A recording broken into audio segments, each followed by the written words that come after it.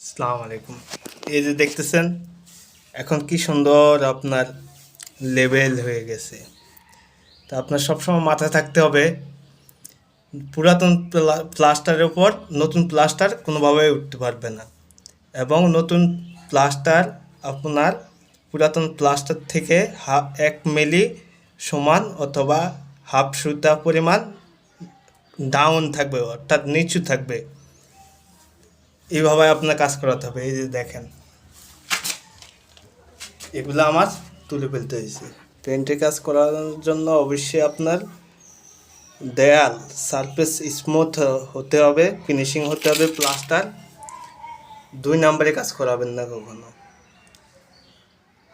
যারা আপনার নর্মাল কাজ করে তারা আপনার এগুলো কিন্তু দেখে না।